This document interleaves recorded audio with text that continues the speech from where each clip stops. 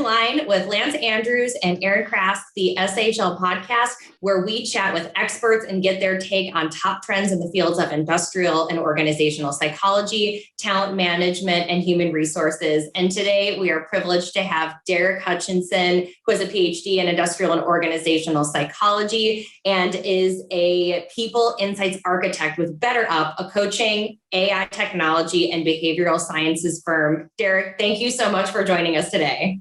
Yeah, thank you so much for having me. My name is Derek Hutchinson. I am a people insights architect here at BetterUp, where a lot of my role primarily revolves around how we actually develop and package our insights for our partners. One of the things we do is collect so much data. So a big part of my job these days is helping make that data really digestible. So it's like not even only easy on the brain, but easy on the eyes as well, which is like a huge passion point for me. So I'm super excited to be here today to talk about data visualization. Well, thank you so much for joining us. We're so thrilled to talk about this topic as we think about all of the aspects of HR processes all throughout the employee lifecycle. Data visualization is such a huge part for helping take business leaders along our journeys with us. And we're so excited to chat about how we can ask the right questions of data up front, start talking about how to create visualizations and how to make them meaningful. And so what I'd love to do to kick us off is just ask you a little bit about data visualizations and their role in the workforce. So what HR processes can benefit from using data visualization, and what does that look like? That's a great question. So for me, I think of data visualization as like our ultimate tool to influence. Like when we think about when we want to impact different parts of the organization, like that's really our medium through which we're able to actually communicate. The truth of the matter is that often we're presented with so much incredibly complex data that it takes a lot of mental effort to really process it all. I mean, I've had opportunities where I've kind of given a data set and like, Derek, let's find a cool story here. I mean, with that level of guidance, you can ultimately spend an entire day and have actually nothing to show for it if you don't have a little bit more structure or you don't have a way to really process it. So the cool thing about data visualization that it ultimately allows us to influence other parts of the organization by distilling things down to their core stories. And that's a big thing I'll talk about today, and something I'm really passionate about is data visualization is a storytelling machine. Like that is what it's there for. It guides you along a journey, and it's us to help shepherd people through that journey. And good data visualization is going to allow us to have that impact. So when there's a problem in the organization, there's an issue we want to solve, something we want to improve, a strong piece of data viz is ultimately going to allow someone that doesn't have that technical knowledge that we do to sit back and really be like, okay, like this is a lot of information, but I can see the natural progression. Like here's my problem statement. Here is the sort of thing that I want to remedy. And then here's ultimately a call to action, or some at least a strong opinion about what a good call to action should be. And that should all be summated in a single visualization or a build out of visualizations. That's something I'm doing a lot these days. Is I'll start off with a small section and I'll build things out live as I talk through it. Because again, that does that narrative driven, that storytelling, and brings people through live. So to answer your question, when I feel like the coolest thing about data viz is any place that you want to have a big influence, if you can have something really impactful that can go viral. I mean, that's something we've had with some of our partners. We'll create a visualization, go through talking about this is the coaching journey they experienced. Ultimately, we are able to drop that off, and those can leave way outside of our presentations. We're talking executive sponsorship can see this. All of a sudden, that's driving a strong narrative. So for me, that's what makes data viz so awesome, is its ability to really take the complex, make it easy, and ultimately allow us to have a big impact. Absolutely. One of the things that stands out to me is how you mentioned taking people along a journey. And that implies you kind of know what you're looking for, or you know what questions you're asking. And I know many folks who are out there working in organizations have often been in a situation where they've been presented with data. Here's what our organization collects today. Here's what we want to know. Help me understand what's happening. And that set of data might not answer that question. So can you tell me a little bit about how you talk to your partners and what that journey looks like as you bring folks along the understanding of you have to figure out what data you want to collect ahead of time, not look at a data set and retroactively and say, okay, now let's figure it out. Yeah, the ideal world through what we're often thrust into in reality is so different, right? I mean, that's something I've struggled with my entire career and something I still struggle with. I will tell you that I no longer go into any data analysis or data visualization kind of experience without a plan anymore, because I've had those times, especially early in my career, when I would spend a lot of time trying to find this one specific story or trying to dig through the data. And just, it's a waste of time ultimately. And it's usually not productive because you will find, aberrant sort of findings. You don't want to, if you're going to be consulting somebody, you should be pretty sure that the data is good and you feel strong about it. And our best sort of attempt at that ultimately is to have a strong data analysis plan ahead of time. And that's something I do now. Before we even start collecting data, I'm very transparent about the types of questions we want to ask, the types of analyses that we want to do ultimately on the back end before we start data collection.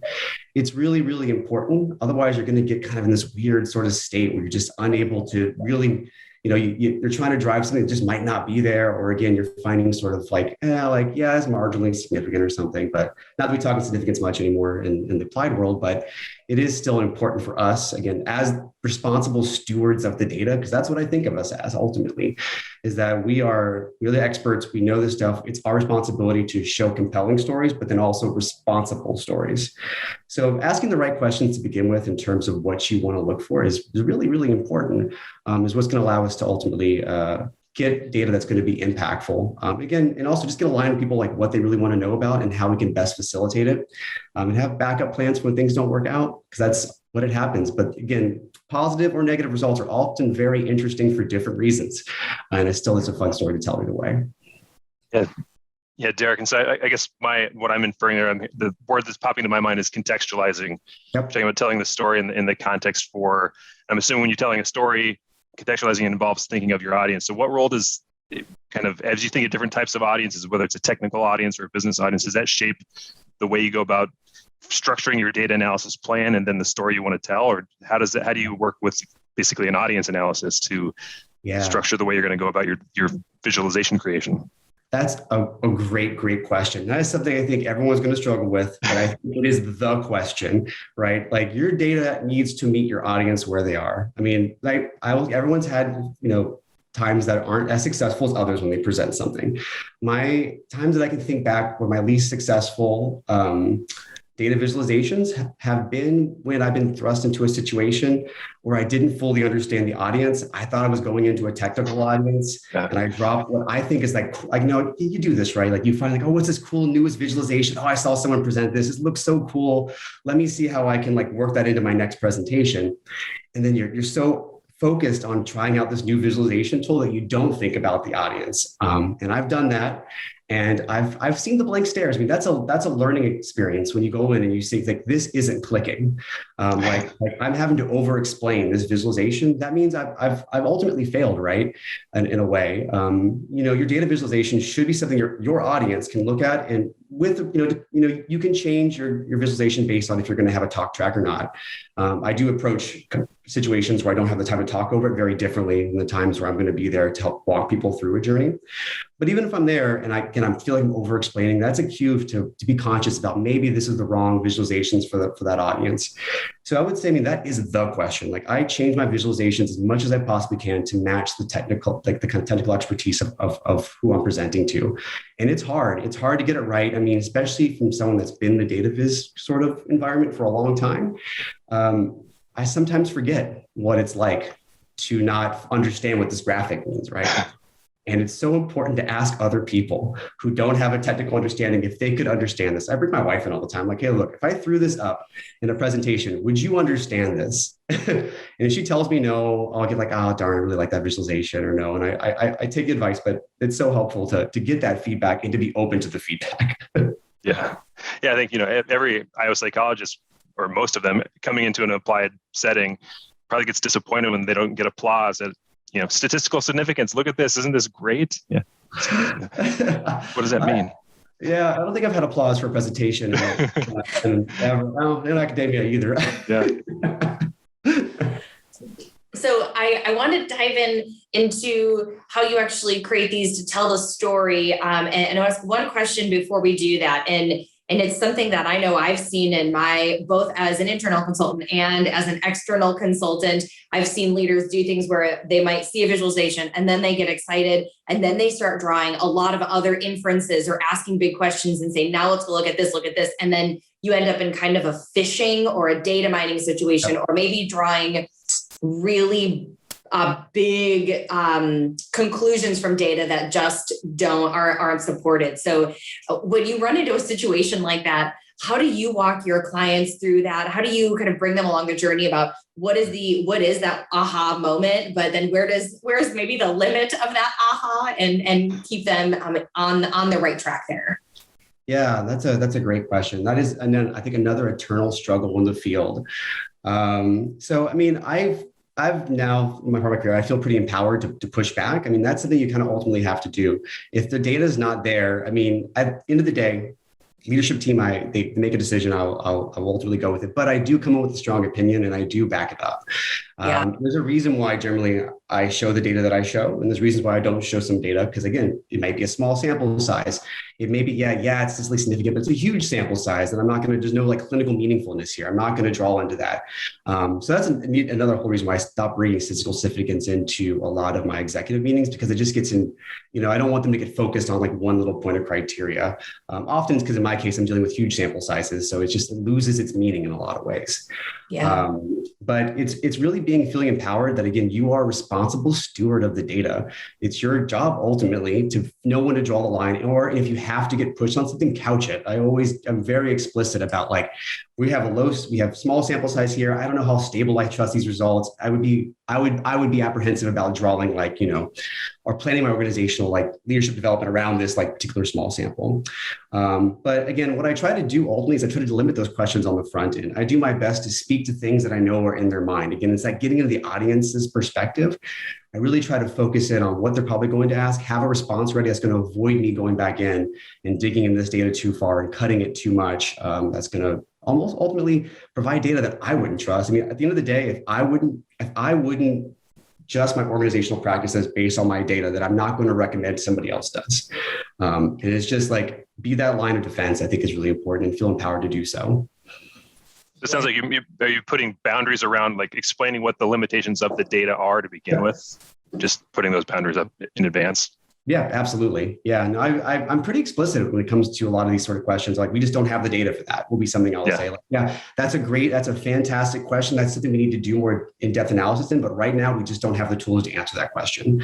And I'll respond with that all the time. And I usually most organizations that respect their analysts and respect the sort of what we're doing understand that. And I think ultimately they're respectful that we're not going to lead them astray by giving them, letting them make conclusions on data that, again, I wouldn't feel comfortable making conclusions based on.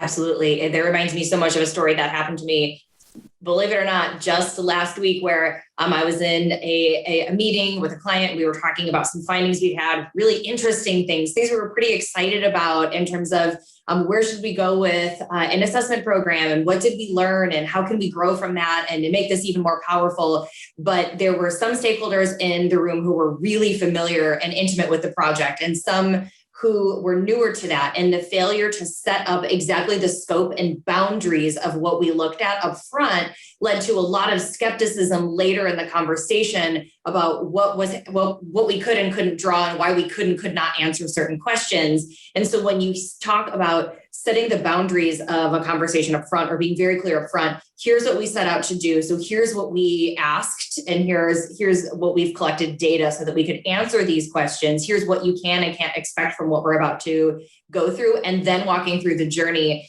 I think it really leads to the more meaningful outcome and brings people along really up front. So that's such a great reminder for all of us, no matter where we are in our careers, that we always have to set that stage. And it's just such a powerful reminder. Yeah, I mean, ambiguity is your biggest enemy, ultimately, right? Yes. You leave things open for interpretation. That's where you can't control. You can't control to some extent how people interpret the data. How you present it is going to affect the interpretation. That's a fact. But if you leave things too open, sometimes it allows for unintentional interpretations that may be wrong, or like not probably the best, or could be dangerous in some circumstances. So to remove that as much as you can from the front end and be really clear and crisp on your visualizations, that is so important. Again, stress the idea of that you have the problem statement at the beginning, you know what the issue is. You guys are low here, we have some issues here. Here are some key ways that we can predict it and fix it. And here are my suggestions, right? Being very clear on that is going to serve you so much, because any room you leave for a lot of like extraneous interpretation can ultimately have that effect, and it makes your job that much harder. Excellent. So we've talked a little bit about asking the right questions of your data. We've talked about setting the context up front and being very clear. And we've talked about creating visualizations that are right for the situations, very simple to understand. And as a lot of folks are starting down this journey, they're going to think, okay, all that makes a lot of sense, but it's a little bit intimidating to think about creating data visualization and what that actually means. So Derek, it's my understanding that it's our privilege to get to see some visualizations today and learn a little bit about how you create and think through creating the right tools for that. Yeah, I'm super excited for this part. This is, again, like this is a passion of mine. I love making new data viz. I love experimenting. I love the calls that go really well. And I feel like I've unlocked insight or an aha moment for my partners. And again, the ones that are learning experiences that don't go so well, I take that back and I develop myself as an individual and I get better at this. It's fun. So I'm super excited to share some stuff. I think the first sort of general thing I will talk about is kind of like, and this is like kind of a look into where my headspace is recently, is I've been really focused on this idea of how do we take things out of the aggregate and focus a lot more on the individual. That's something I think in my sort of, part of the world on leadership development, something I like to really focus in on. And I love this visualization. I've showed this before. It's not my visualization, but I think it's super cool. This is like a visualization I share all the time in terms of why it's so important to think about individual level data. So this is just an idea of like, so what you basically see here, for those who can't see the screen, is that there's a huge array of different types of distributions that are going to get you the same numbers at the end of the day if you're just looking at like means, right? The data could be shaped like an X, it can be shaped like a star, there could be a dinosaur in the data, right? But at the end of the day, it has the same mean, it has the same standard deviation and the same correlations. So that's so much of that nuance that you lose when you spend a lot of time focused on just means. So bar charts, I use a ton of bar charts. You can't get out of it. At the end of the day, like I spend a lot of my time thinking how to reinvent that and spend a lot of time there. But, it's hard, especially for executive audiences. Like you can't go too far or you'll lose people. So this is something that's big for me. And I spent a lot of time thinking about how to get outside of this. This is something that we've been working to better up a whole bunch. We've already started moving to distribution views and talking about them in a much more descriptive way. So this is one of our visualizations that I've helped be involved in the creation with. It's really focused on the idea of like, where are people falling in terms of their resilience, right? So like, this is sort of like taking our assessments, really kind of visualizing an entire distribution across. So what you're seeing here is, like here are the people that are the most suffering in terms of their mental health, 5% versus like most people in this kind of languishing stage, only like 35 to 40% of people are in the thriving plus section, right? This is just a much cooler way than having a bar chart or doing some sort of splits. It's just a cool way to kind of see where your whole population lives. And then we start talking about things like, how do you have shifts, right? This is something I love to do nowadays. Instead of just focusing on those means, I talk about this is how we're able to shape and shift the distribution of your individuals. You can think of all your people normally distributed, and we are able to kind of move everybody over so that the average yes has gone up, which is super cool. But what does that actually mean? Well, that could mean you have 60% fewer leaders that are now low in resilience. Could mean you have 1.7 times more that are high in resilience. And breaking it down that way and really like, little nuggets that people can take with them and be able to really digest the data in a lot more positive way than saying, hey, the score went from 50 to 58. That's a X percent, 16% increase or whatever. This is just a lot more in depth, and a lot more fun conversations come from it. And it ultimately is something that you can do in pretty like simplistic softwares. You don't have to have anything advanced to do something like this. Honestly, most data visualizations, less is more. Yeah. Yeah, I think showing the impact of some kind of intervention is always like, what did this do? What we spent this much time or this much effort doing? And just something simple as this two lines and then intersecting. Don't overcomplicate it, because if you're spending, if it takes you 10 minutes just to explain what the visuals mean, you've wasted it. Exactly. I like how clean this is, and it tells a big story here. And it's hard. I mean, I struggle with it all the time. Like I won't lie. I will create overly complicated visualizations. I do it today. I try to sense check. You learn. It's a process. But I mean, I always try to start pretty high, and then I just start pulling. Like, what is the most that I can take out, and you still understand what I'm talking about at the end of the day.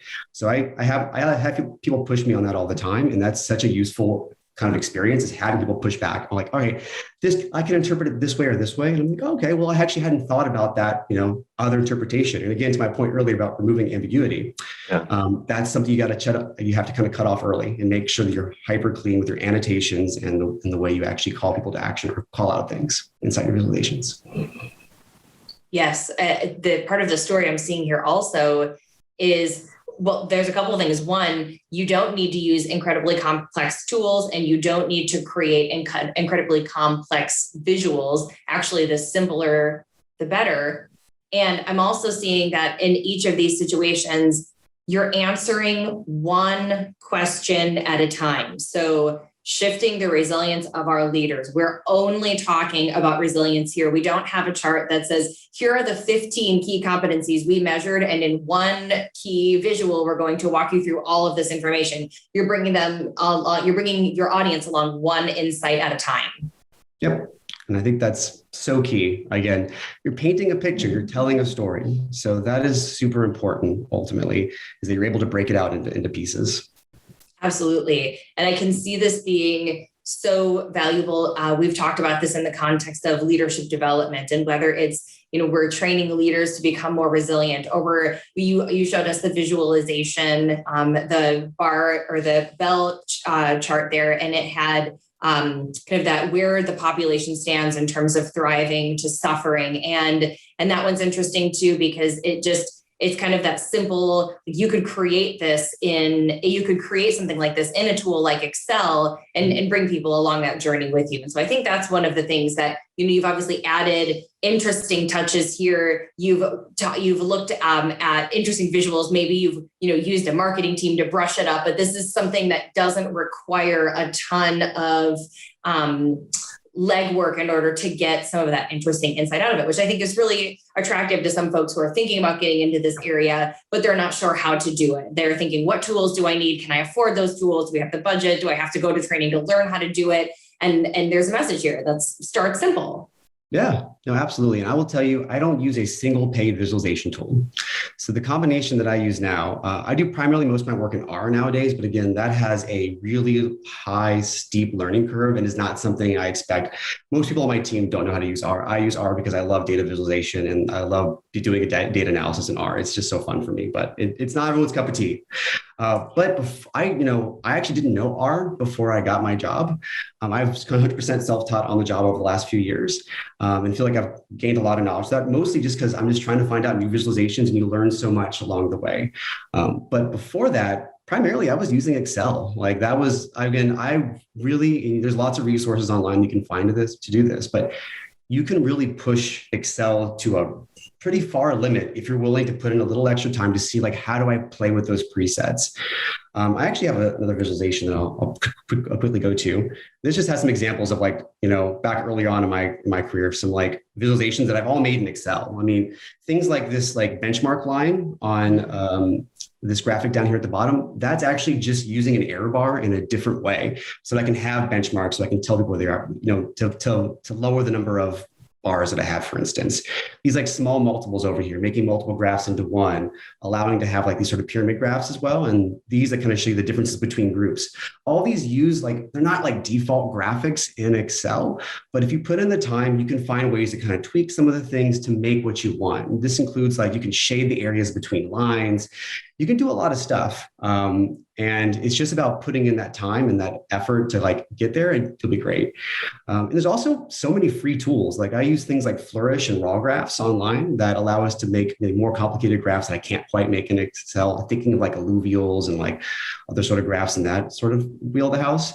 But they're free, use online, drop them in your presentation. Ultimately, I will say, like, this is the least important part. The most important part is getting your story straight, getting the data you want to show and the message you want to communicate straight first. And these are just going to do it. Clean, simple, easy to understand visualizations are that that's like the sweet topping on top of the cake you're ultimately building, right? And it's really founded on having a strong story and being able to lead people through that story. Absolutely. Yeah, I think what's the Nate Silver book that's finding the signal through the noise? I mean, just did the simple example of changing the benchmark from a bar chart, just it's gonna be right there with them, to putting a horizontal line across, like just making that a lot more clean, because otherwise you see it as the same type of information. So just very simple with a free tool. I like what you did there, just to make it very, very clean. Remove the ambiguity, as you said. If there's ambiguity, then you've introduced the challenges that you didn't need to. So I really like this. No, exactly. Yeah, again, there's just so much more you can do with these things. I mean, I've started to play with other sections. This one, ultimately, I did create in R, but another idea of what I've been showing in my ability to show change over time, move away from those bar graphs. I mean, those kind of bar graphs you saw in the Excel sheet, I do that all the time. It's sometimes unavoidable. I have to. Even like moderately technical audiences, I can do stuff like this, where again, we had an intervention to increase feedback through coaching. And I was able to track the people in the bottom 25%. And you can kind of see low, high to begin with, and then post where those people ended up. So this is, again, just another version of a distribution, except you can see every single leader that we did as a data point. These are called bee swarm graphics. So you potentially, what you see here is a swarm of bees, a swarm of data points, and you can follow where they go. And this has been super impactful and helpful to show like how we're shifting that same distribution I showed earlier. And this, for people that kind of understand distributions and find this stuff interesting, this is super cool. You could even up level it more. Like I will pull in qualitative data and I will color another dot in there, a single color, and I will follow that person. Like this person started off low. Now they're over here in the high group. Here's their story. Here is what they said they wanted to work on before the intervention. This is what they worked on. This is what their coach said about their progress. This is the big breakthrough they had, and share that as a linear story, because people remember stories. So if they can see this data, they might not remember exactly how this is. They might remember just like, okay, people were low, now they're not low. But if I can also take one data point of what that experience was for that individual who was low and is now no longer low, they're going to remember that one. And that's going to really help solidify the point that I want to get across. Yeah, to your point earlier about taking out of the aggregate, right? This is for those that are just listening on the podcast and just seeing the colors of the dots pull through. So it's not just bar charts that represent whole groups. You see the individuals and the groups aggregated here. So it's aggregate and individual data. I really like how you operationally, a good demonstration of how you've actually done that. Really cool.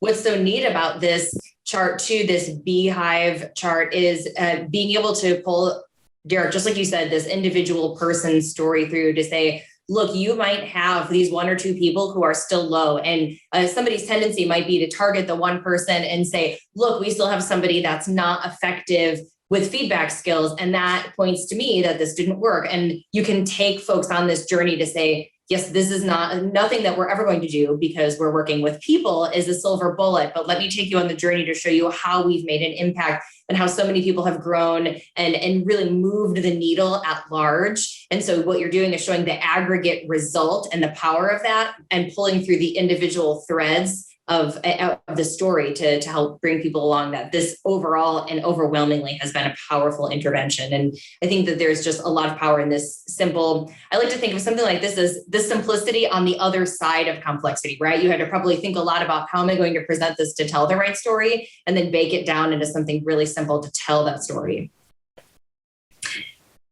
So as we're thinking about getting started in this area, do you have, Derek, for us some best practices for folks just thinking about where do I start, some tips or things to avoid as folks get started on their own data visualization journeys? Yeah, great question. So for me, I think the biggest one is really setting the story early. This is one of the biggest things. I often get dropped into situations where I'm working with partners and I don't have the context. And it's on me to ask. A lot of people that do have the context don't always kind of understand that, what it's like to be pulled into a situation and how much power we have over what we can present. Again, oftentimes we have huge data sets, so many moving variables in here that we can present. I really need to know, best case I'm embedded. If I'm not, then I really need to know what what I need to go after. So being really purposeful when you first start, like asking, okay, what is the context of the person? Who's my audience? Again, who am I presenting to? That's going to have a huge impact. So asking all of these questions early on is going to be so helpful. Otherwise, you'll get in this weird spot where you'll just keep digging and digging through the data to try to do something. You get hung up on it, and then you find out that's not even important to the person who's in the meeting. And it could have been important to the person you're talking to. Nobody said anything like, oh, that sounds great. But then again, it doesn't land. You get those blank stares. Again, when you do a really good, powerful data visualization, the moment you know you really nailed it is when you see like the face light up and you see like insight. Again, we're guiding people towards insight. So if you're able to kind of capture that aha moment for them where they can finally feel like they've unlocked something in themselves, and that's when you've really succeeded. But again, the foundation of what you do is so important. Once you get that, then it's, look up some novel visualizations. Think about like their level of sophistication. Could I put something like this bee swarm plot up? Would that make sense to them or would it not? And then adjust. Don't get too stuck on only showing data one way, because again, depending on the sophistication of their data skills, it's much more fun. Like again, if I was presenting to myself, I would do way different than if I was going to a really like senior executive team who's just doesn't have the data fluency. And my message would be different too. Again, the less data fluency they have, the more I think you need to be careful about guiding in the correct direction and of interpretation for all those reasons we talked about earlier. That makes a ton of sense. Thank you for those tips. That purposeful, upfront, minding the audience, knowing what they care about. Those are great tips as folks get going. And as we're wrapping up here, is there anything you can leave us with as we think about best practices from going to interesting findings and data to taking it to action? How do you help people take this data from the aha, wow, that's interesting, to what do I do with it now moment? That is like the hardest part of any sort of data visualization. And I won't say that I've perfected that. That's something that I'm always working to refine my ability to get people to like get to the action stage. But I will say it's good. The best thing to do is to really embed some sort of call to action within your visualization at the end of the day. Again, and something we might have like, all right, so we have low engagement scores, for example. I might do a visualization that pulls out, these are the top predictors of engagement, right? Like we know this from our data. Maybe it was an external data source. Maybe it was a literature review. I know these are the key things, and here are the ones that we're low on. So let's talk about specific behaviors that we need to build as an organization, or we have, organizational cloud measures. And I know these are super important for our engagement. What are the specific areas that we need to work on? And then give recommendations on how we can do that with the resources we have. Generally, I'm an external consultant, so I don't have quite as many levers that I can pull as somebody who's kind of embedded within a team. But at the end of the day, I try really hard to come up with much more specific things and leave on that. Again, start with that problem statement, solve with the knowledge, impart knowledge onto others. And at the very end, make sure you have something that can like be provocative ultimately to help them think through. Again, you might not have the right answer. And also, I always recommend be pretty humble about that. Like, especially as an external consultant, even if I get a great briefing, I'm never going to have all the information as somebody who's embedded in the same way. That's just a limitation of my scope of my work. So I'll come in with strong recommendations, and then they land or they don't, but I work with somebody else in a conversation to work through that next part. And that can spark a whole other set of analyses or something down the line as well. Yeah, what a great reminder that we don't have to have all the answers just because we've helped find the insight, that we have partners who can help us find that right next step. And that's probably better and more impactful to work with those partners to find that right path to action. Yeah, absolutely. Heck, and those conversations are the most fun too. Just being able to have a conversation about data and what this could mean and how we can work to improve it. I've had some of the coolest conversations with partners with that, and it's fun. I mean, I'm energized by data. It's just who I am as a person. But like, again, it's a good time. So again, having that mindset, that growth mindset ultimately is really, really helpful when you're experimenting with data viz. Absolutely. Well, Derek, this has been such an invigorating conversation. I've enjoyed seeing how you've created visualizations, talking about how you prepare for projects, how you walk folks through the findings, and how you really set things up for success up front. This has been awesome. We've gained a lot of insights. And if folks want to learn more, where might they go about finding more information about how you've gone about creating your process or data visualization in general? Yeah, great question. So at BetterUp, a lot of my stuff usually stays around with partners I work pretty closely with who I work with. But every time we come up with cool insights that are applicable to the rest of kind of HR space or just leadership development, we usually find a version like that languishing chart. Well, marketing will get some of my graphs, spruce them up a little bit, and then they'll make it onto our blog. So I'd recommend checking out BetterUp's blog, which you can find through one of our social media accounts. We regularly update, and it kind of keeps a good pulse of like all the cool stuff that I'm running that ultimately makes it out to the external audiences. And it's, again, always really fun because I get to work. I like working with the marketing team in a lot of ways to just have those conversations, because it's really fun to talk to that audience as well. So that would be my plug is to check out our blog. Well, thanks so much for joining us today. We really appreciate your time and are grateful for the insights you've shared with us. And I hope that we will get to chat again soon. Thank you. Yeah, thank you so much. Thanks, Derek.